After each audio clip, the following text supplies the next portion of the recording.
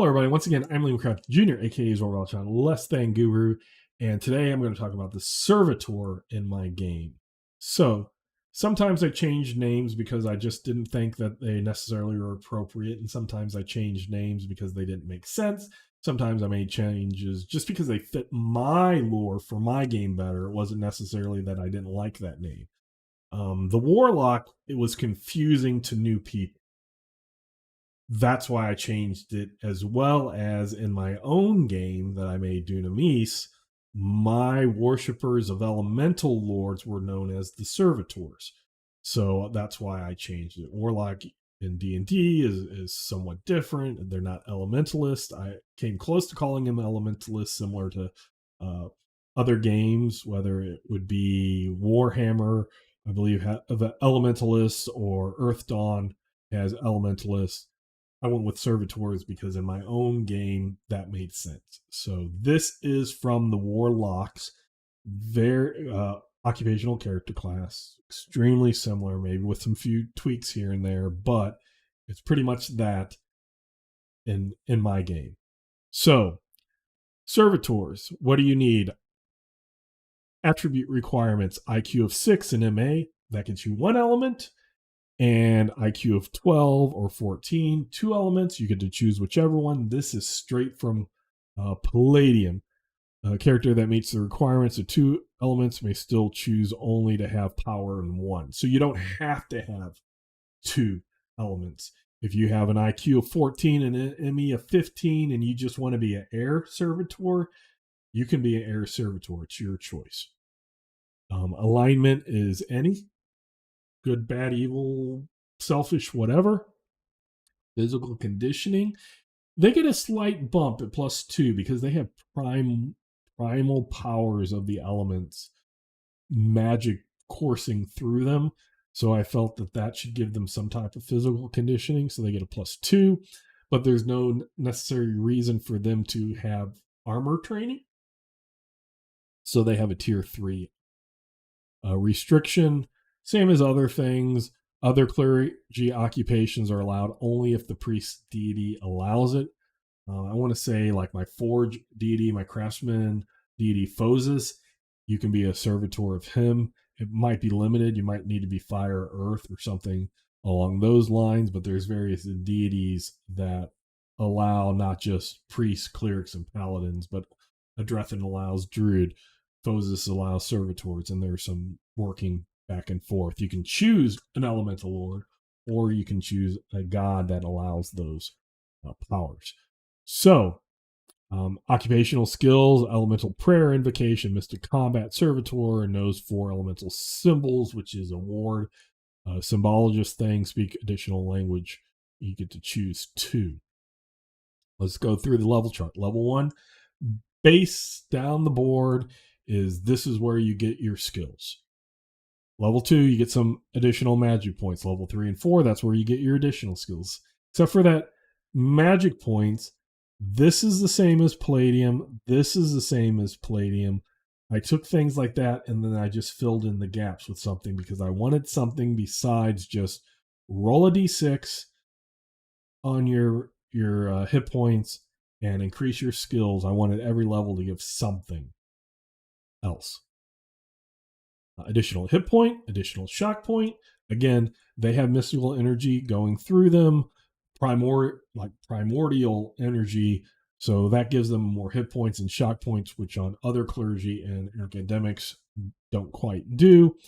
At level 7, that's where most of my clergy are getting their 3. My academics get the regeneration of 3 magic points per hour at level 5. For the clergy, they tend to get it at level 7. But then at level 8, they get their elective skills. And at level 9, they get to regenerate at 4. And then they go back, everybody pretty much along the 9. And then again at 13 is where they get your regenerations.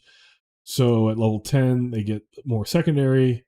Level 11, additional magic points. Level 12 is more skills. Level 13, as I said, that's where they get that last boost with the regeneration at 5 magic points per hour. Level 14 is 1 additional hit point. 15 is 1 additional shot.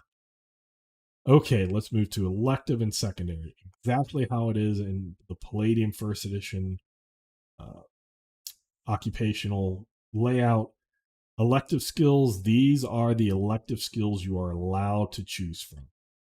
Secondary skills, you can choose any secondary skills, but the ones listed here are the ones that you get a bonus for.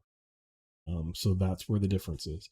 Magical points, MA times 2. Why mental affinity? Because mental affinity is confidence. That can be confidence in me, it can be confidence in magic, it can be confidence in a higher power, and that's where the servitors are. They get theirs from an elemental lord or a deity that has allows them as a clergy.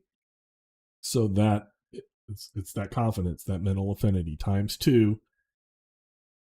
Add it to 30, and then you get a d6 per level added to that, starting at level 1. Per acquisition, that's where the chart comes in. I have two sides. One is if you're with one element, two is if you have two elements. So one indicates, I call it one life sign, and two designates two life signs. Prayer work exactly as spells. And I've explained this before, but I didn't explain it here. Fluff wise, lore wise, you get prayers and invocations. Mechanic wise, they work exactly the same as spells. They're against the same saving throw, etc. So, fluff wise, it's divine, it's invocation, it's prayers. Mechanic wise, it's spells, spell casting, etc. Sense elemental, they are tuned. They can sense the presence of elemental within 60 feet, 15% per level, and it's successful have a 75% chance to see an invisible element, like an air elemental, or a water elemental hiding within water. Let's see. Djinns and infernal creatures tied to elements can be seen if invisible at 50%. So they're not quite elementals, but they kind of have elemental characteristics. So you can the servitor can kind of sort of sense them. Not as good, but still a chance. Speak elemental. They can speak elemental. That's pretty much easy to say. I still keep the elementals. See servitors, warlocks, and Palladium First Edition. Somewhat kindred spirits, kindred people, cousins. Will be polite to them, ignore or consider everything else insignificant, but stop and have a conversation with the servitor. I liked that thing, so I kept it. So that also is where they get non-aggression from elementals. Elementals will not normally attack servitors if they're forced to. Again, like Palladium says, they will apologize that they have a duty, that they must do this, that they do not wish to do this. Whereas if it was a normal person, they would just smash him and kill him without hesitation or thought. So that is what the non aggression is. The ritual to summon the elemental is they can summon an elemental of the same life sign as themselves. This ability can only be attempted once per day and resets at sunrise for air, noon for fire, sunset for earth, and midnight for water. I did a little bit differently. Instead of saying these are evil and these are good, I kind of just went with a, a day cycle.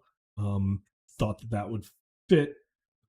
I like doing stuff like that, especially when it's just X many per day. When does it come back? I like bringing the mythology into it, so that's where that came from.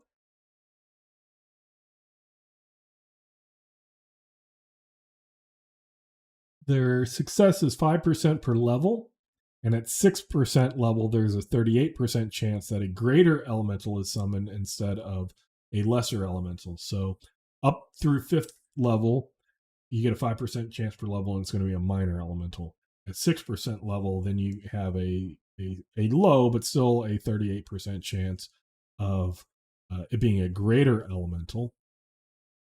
At 8th level, then that is a 50% chance. And at 14th level, it's a 77% chance of becoming a greater, that you've summoned a greater elemental to deal with. No duration. Use them as long as they want, but elementals are really big into freedom and not being enslaved. So it says here, for each week kept in servitude, the elemental attitude will start to get hostile. Why are you keeping me here, little brother? Why are you not letting me do what I want to do? Why are you keeping me in this strange plane of existence? I miss home. I want to go home. 12% per week.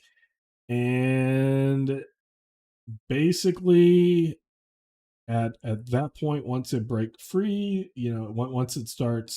once it starts doing this, it's like I will break free, and once I do, i will I will attempt to kill you. So it'll give them one, like, you do it now, or once I break free, I'm just that nervous. So having said that, that is my servitors for my Palladium first edition, mostly the same from the Warlocks of Palladium first edition. uh, just minute details are what has changed to fit some of my rules and stuff. Otherwise, the same. Oh, let's go down. Same as in Palladium. And if you only have one life sign, one element that you're attuned to, every level you gain two spells from that level, or less. So at level 2, you will have 4 total. You at level 1 you gain 2 first level elemental spells. At level 2, you gain 4, or you gain 2 additional, so you have a total of 4, and those can be 1 or level 2. So on. If you have 2 life signs, you split it. So one from the one life sign, one from the other life sign, every level. At the end, they still get the most number of spells, 30, which I think 24 or something might be the most otherwise. But they're focused on a specific elemental group. So they don't have the breath, but they have very focused, and they have the most of theirs. And then you have to split it in half for the 2 elementals. So that's why, if you really want 30 fire elemental spells and you have an IQ and an MA that would give you this, you can still choose just to be fire. But if you want to split up and have fire and water, air and earth, or whatever, any combination, you can do that. Having said that, once again, I'm Liam Crabtree Jr., aka Zorwell Less Than Guru, and until next time, we'll catch you later.